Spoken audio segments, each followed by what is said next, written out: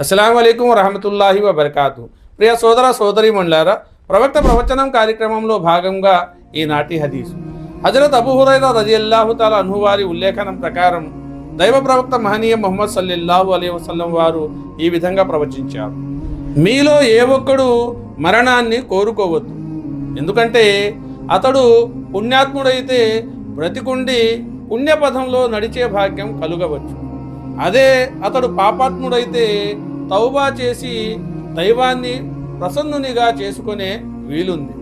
సోదర మహాశివులారా, దేవునికి విధేయుడైన దాసుడు తన ప్రభువు స్వామి అయిన ఆ సర్వేశ్వరుని ప్రేమను వడసి ఆయన్ను సేవించటంలో ఎలాంటి ఏమరుపాటును ప్రదర్శించాడు. కాబట్టి ఈ ఇహలోకంలో అధిక కాలం జీవిస్తూ పరలోక సిరి సంపదల్ని పెంచుకోగలడు. అదే కాకుండా అతడు సమాజంలో పెరిగిపోతున్న చెడులను రూపుమాపటంలోనూ మంచిని పెంచటంలోనూ కృషి సలిపి సమాజంలో శాంతిని సామరస్యాన్ని సమకూర్చగలడు. ఇక పాపాల పంచన జీవించే మనిషిలో హృదయ పరివర్తన కలిగి ఏనాటికైనా దైవ సందేశం వైపునకు మరలే అవకాశం ఉంది.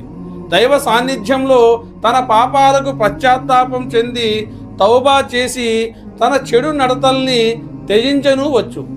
దైవాన్ని ప్రసన్నునిగా చేసే ప్రయత్నము చేయవచ్చు. కాబట్టి మరణాన్ని కోరుకోవద్దని చెప్పడం జరిగింది. సోదర మహాశివులారా, ఈ ప్రవచనంలో మరణించాక పుణ్యాత్మునికి పుణ్యకార్యాలు చేసే వీలు చిక్కదు, పాపాత్మునికి తన పాపాల గురించి తౌబా చేసే సమయము దొరకదు.